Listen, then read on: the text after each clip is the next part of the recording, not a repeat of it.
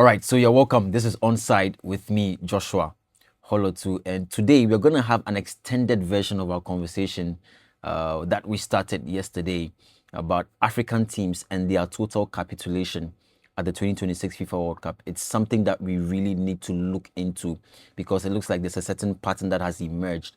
And I've been doing some research into the situation, and I think that my findings need to be explained so that we all get the point as to why African teams are performing the way they are performing at the current FIFA World Cup that is going on in USA, Canada, and Mexico. Look, the truth of the matter is that the round of 32 games are not over yet.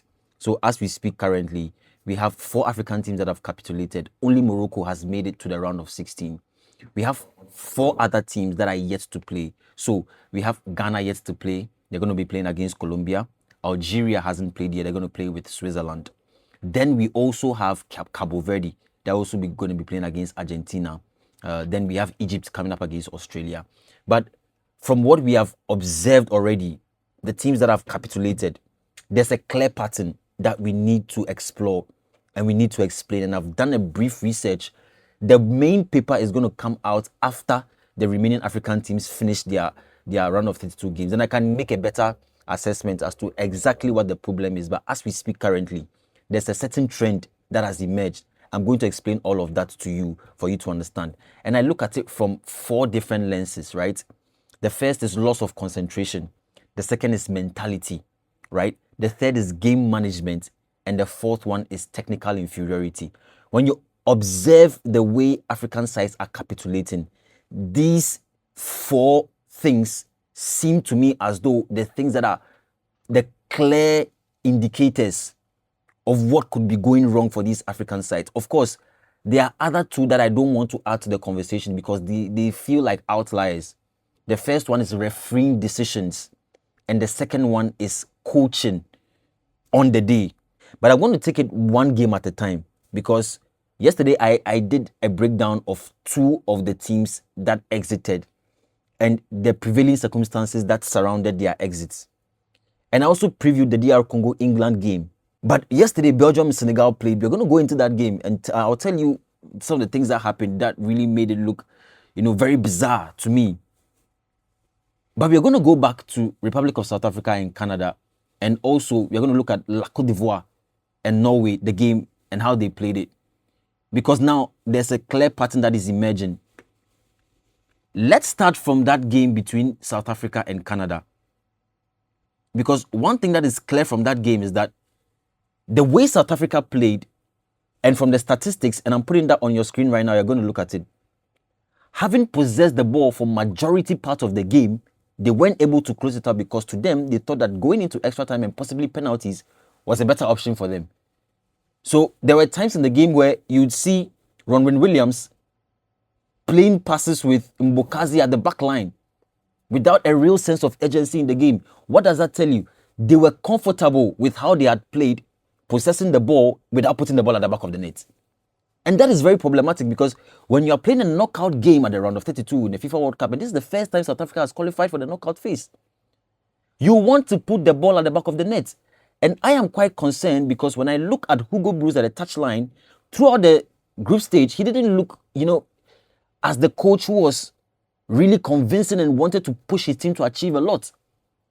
In the first game, they got 2 red cards. They managed to get a draw against Czechia.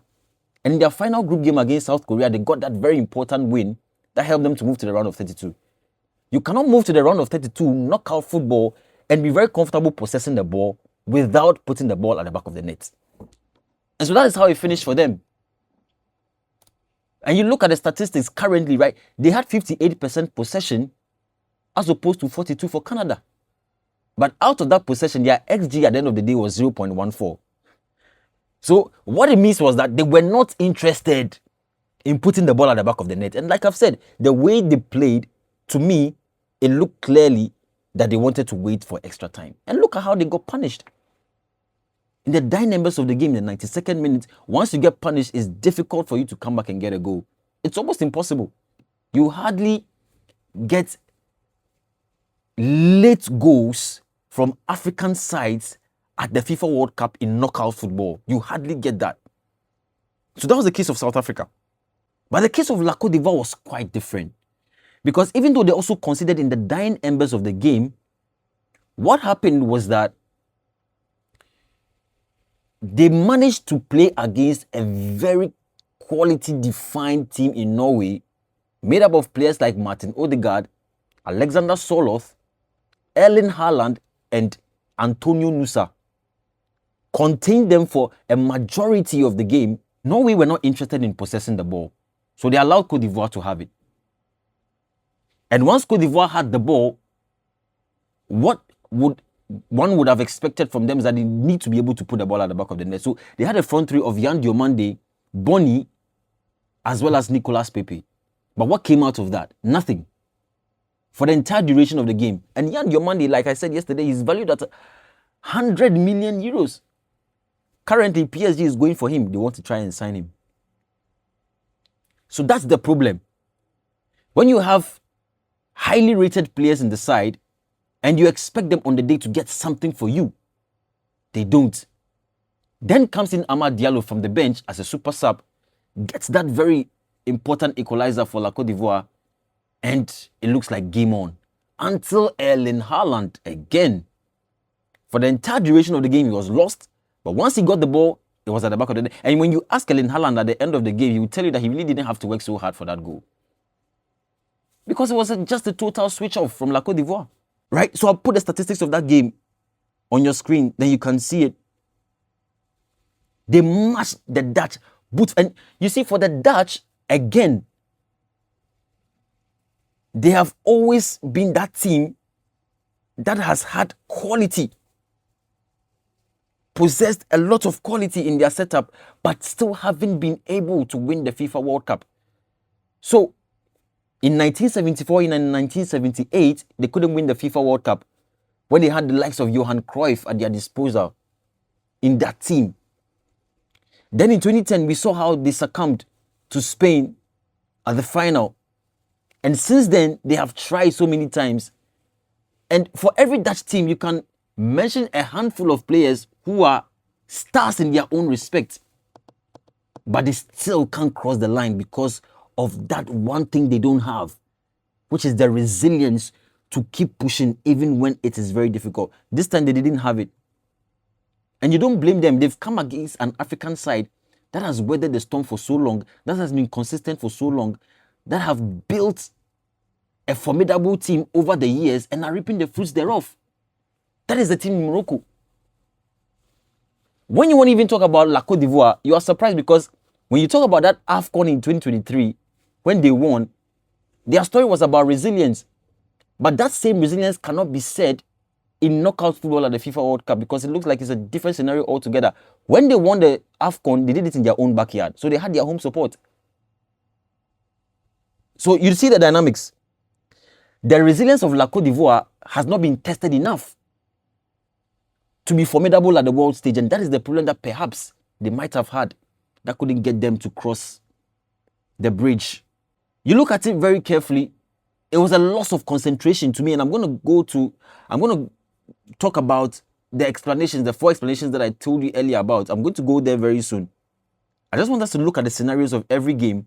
Then you can also make an assessment for yourself and tell me what you think. Let's talk about Belgium and Senegal, because to me, out of the 4 teams that capitulated, that was the most surprising. Look, Senegal is 2-0 up. By the 82nd minute, Habib Diarra and Ismail Assar had scored for them. And when you talk about the story of Senegal, in terms of the continental football stage, they have made it to the AFCON final. In fact, but for the case that is currently at the Court of Arbitration for Sport between themselves and Morocco, you would consider Senegal as the African champions because they currently have the trophy in their custody. But you see, when they were playing in the group stage at this particular FIFA World Cup, they completely switched off. In that game against France, saw how Ismail Assar missed that gaping goal chance, put it on top of the bar, and that literally turned the team off. When they came back from the recess in that game, they couldn't match the French anymore. They lost that game. In the second game against Norway, look at how Kalidou Koulibaly literally became the 12th man. for the Norwegian national team, gifting them goals left, right, center, and they considered 3 goals in that game. Lost that game. Then they knew for sure that in the last game against Iraq, they had to score nothing short of 3 goals. So they went on, scored the first goal, scored the second goal, scored the third goal, scored the fourth, and then the fifth. 3 points, and they managed to qualify as one of the 3rd place best teams. So you are in knockout football, you're in the round of 32 stage. Your concentration levels must be high. Of course, they have had their own issues in camp this particular time around. Papi Chow didn't have his contract signed on time. The players didn't have their cook at their disposal. They had to order food from outside into camp. Some of the players were not happy about certain things.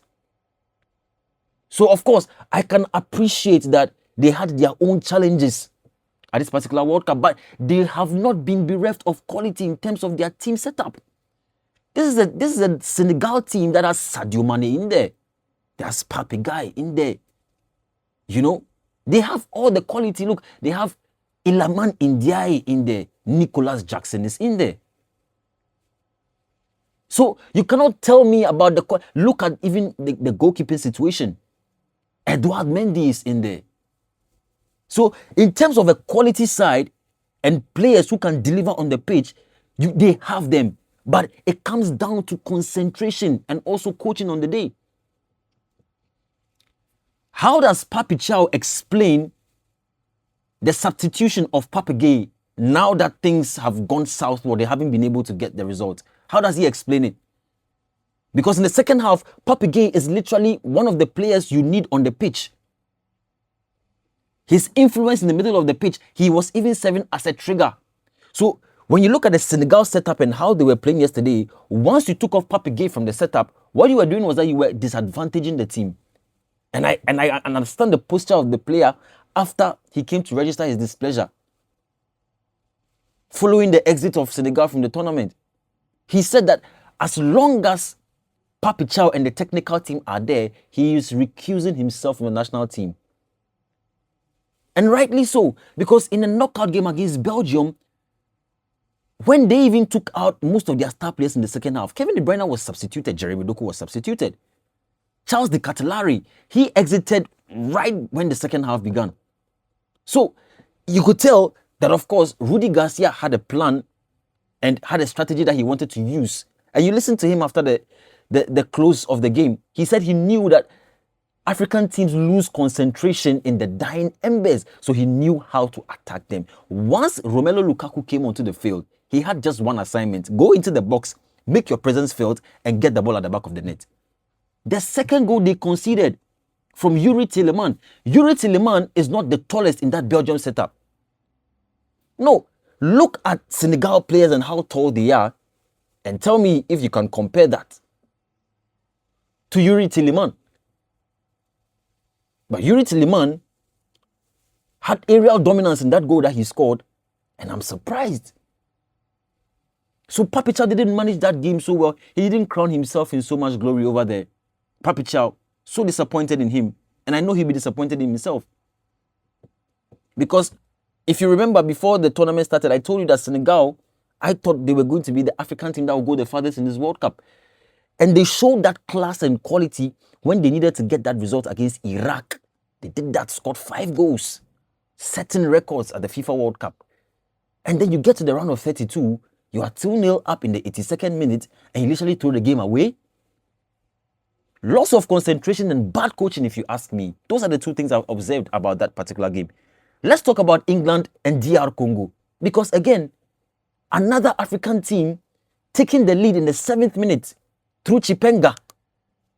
And once that goal goes in, I told myself that, look, we have a game on our hands because DR Congo didn't come to play. Within that first 7 minutes of that game that they got that goal, look, they were dominating. The English looked like they were lost. They were not pressing right from the start. They didn't have any plan in the first 10 minutes of the game. So Sebastien Desabre and his boys, mapping out a superior strategy in that first half, managed to do it. And don't forget, for the DR Congo players, most of them have played in the English Premier League and they are so familiar with their counterparts, those they played the game with yesterday. So, you had players like Ata Masuaku, Aaron Wan-Bissaka, Axel Tuanzebe, all in the back line, very familiar with the likes of Marcus Rashford, Harry Kane, Nico Riley, Declan Rice. They play in the Premiership week in, week out. So there was no way DR Congo were going to show any sign of fear in that game, and we saw it clearly. So they sent the game to their opponent and pushed them to the back and got that first goal. Pickford couldn't save the ball at his near post. You get it? So DR Congo, I was surprised that there were times in the game when Chipenga, after scoring that goal, he got some chances and looked like he was just, very comfortable on the ball.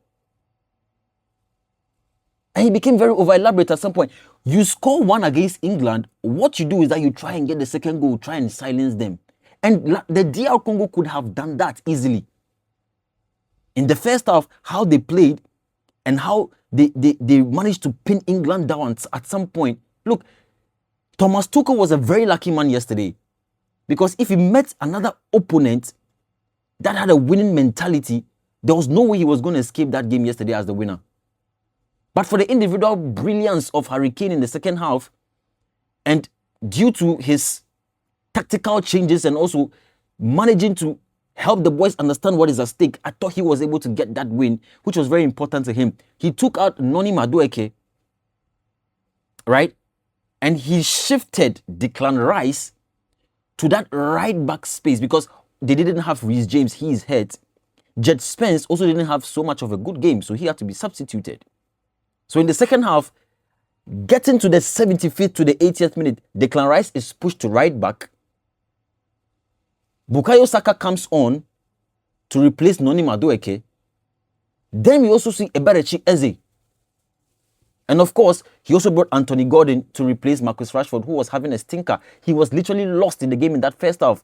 He didn't know what he was doing. And I can understand he just had a bad day at the office. It was a bad day for him. Those changes, coupled with how he managed to utilize the strategy of crossing through the half spaces into the penalty box, is what got the win for England yesterday. And of course, Harry Kane, you saw him. That is quality at the highest level.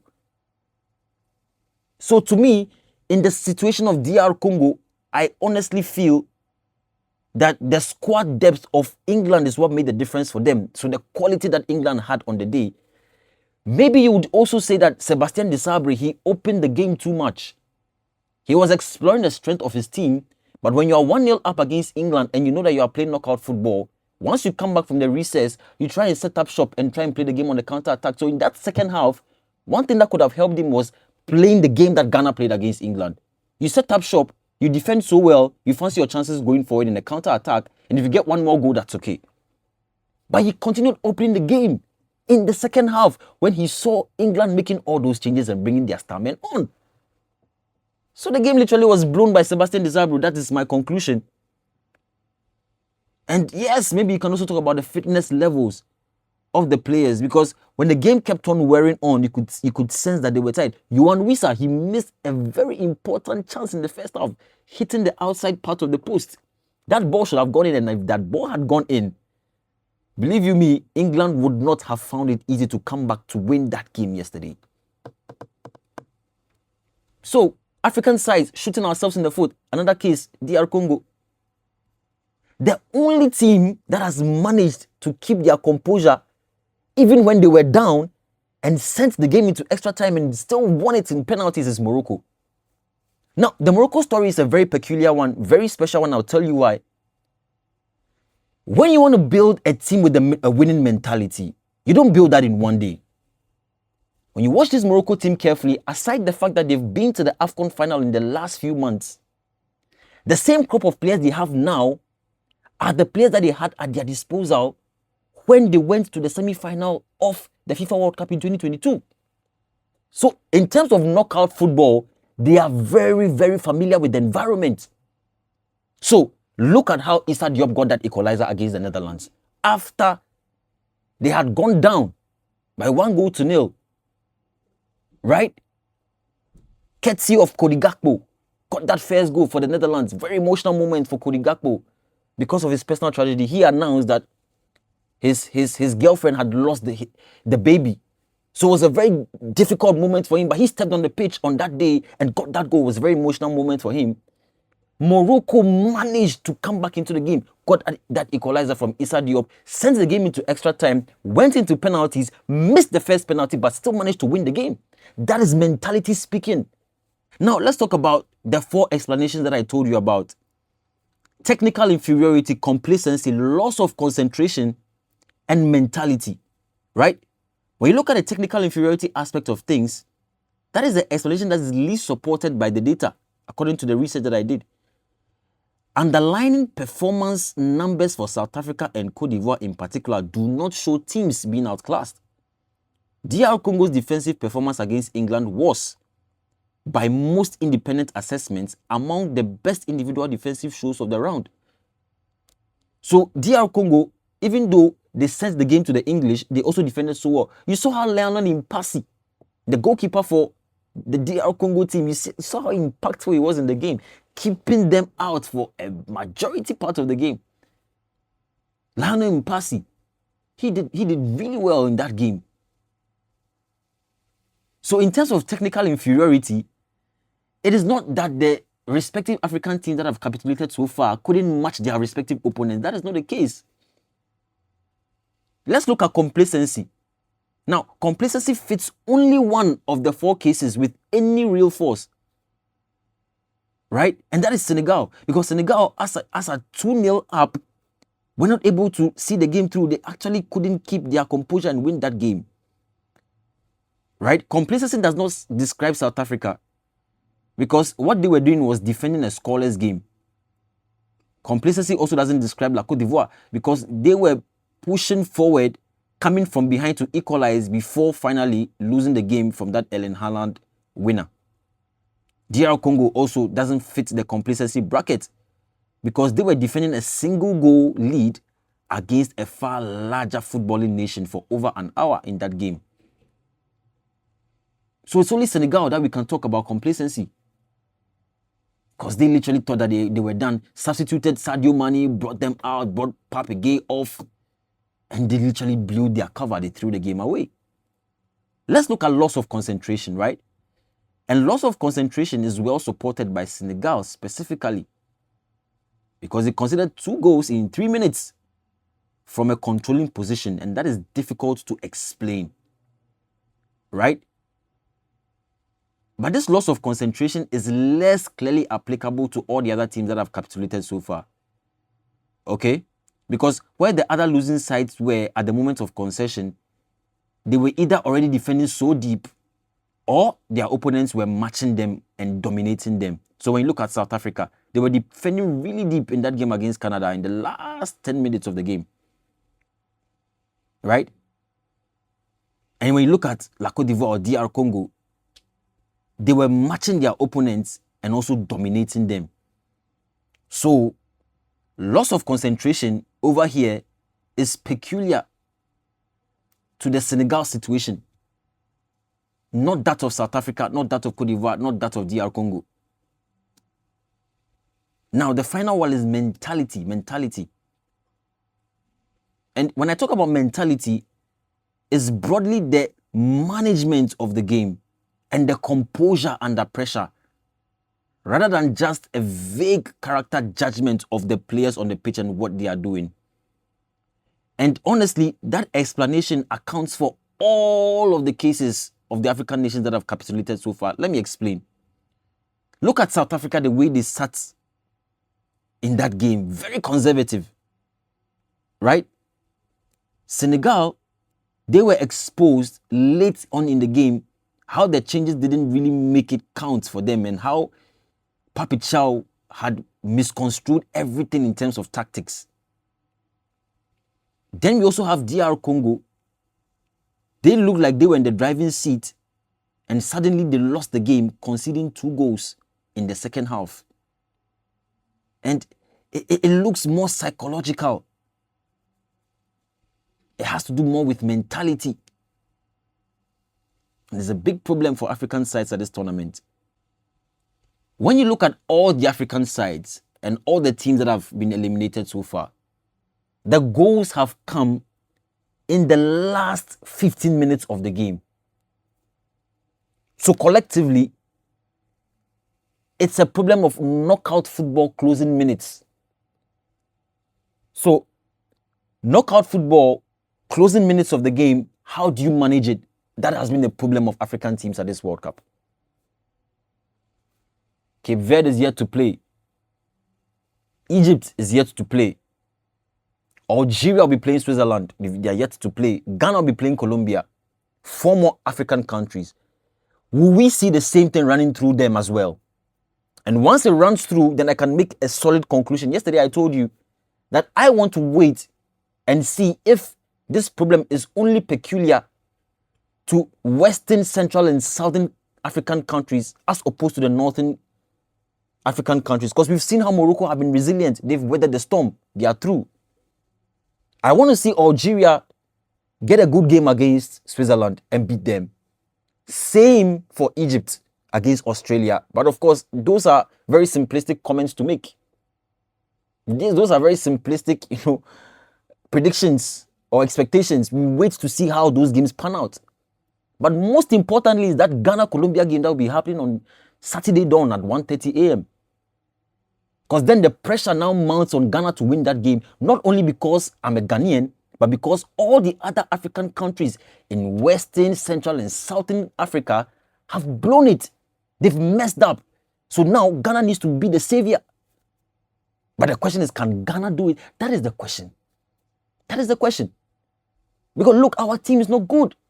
And I'll come and do that analysis tomorrow as I preview that game between Ghana and Colombia. I don't want to do that analysis now because it will send us somewhere else. And I mean, tomorrow when I bring that preview, you will be shocked. My prediction of that game, you'll be shocked. I'll tell you. So guys, tell me what you think. African football at its lowest at the world stage. What do you think is the problem? Do you agree with my paper? That paper is going to come out very soon. I'm going to publish it right after the round of 32 games because then I can get a bigger picture of what is actually going on. But from the games that have been played so far, this is what I can present to you. African football capitulating at the highest level. What are your thoughts? What are your opinions? Do you agree with me? What do you think? Do you think that the outliers that I was talking about, that is coaching and refereeing decisions, also play a role? Because yesterday, at the 120th minute, Senegal conceded a penalty, which I thought was too soft. The referee, on the day, was the same referee that refereed that game between Ghana and England. And you saw that challenge that Ezri Konsa had on Prince Kwabena Edu. That game, that foul was waved on, and it was considered as not a penalty. But we saw yesterday that challenge on Yuri Tielemans. The referee had to watch that footage on the VAR pitch side monitor so many times before making an assessment. Isn't that problematic for VAR?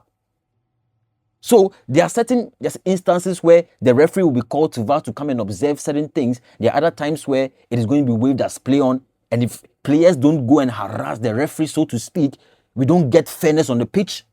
That is a whole different conversation I don't want to go into right now. Otherwise, it extends this conversation. I don't want to go there. So you realize that football has become a little bit off balance. Off balance.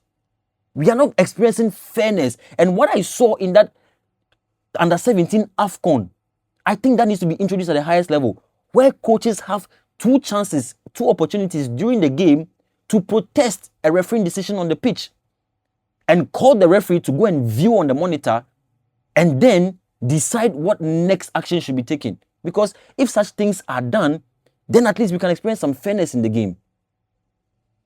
Otherwise, I really don't know where we are going. Referee Hector Said Martinez. The officiating is questionable to me, honestly. Very questionable. In one instance, a certain challenge is a penalty, and that decision is being made because of the discretion of the referee on the day. And in another circumstance, a very similar story, a very similar challenge is waved on. No, FIFA need to look into it. We need to get fairness in the game. That is one thing that went against Senegal yesterday, but that's an outlier. Because like I've already said, if they managed their game well, if they did the right things, if their mentality on the day, if the complacency wasn't there, they probably would have won the game in normal time. The game didn't have to travel that long for them to get that penalty, concede that penalty and lose the game. So that's an outlier. to not extend this video, guys, tell me what you think. There are so many things that I want to add to this, but because a couple of African teams are yet to play their games, I want to wait, finish the round of 32, then I can make a coherent conclusion for this particular paper that I'm writing. You've been listening and watching Onside. Please subscribe and turn on your post notifications. Anytime I release a video, you're going to be the first person to receive it. You can also comment, tell me what you think about the games so far at the round of 32 stage and what you expect from that game between Colombia and Ghana. We'll talk about that game tomorrow. I'll bring you an extensive preview, tell you about the game and what I think is going to happen. But until I come your way again, see you in the next one.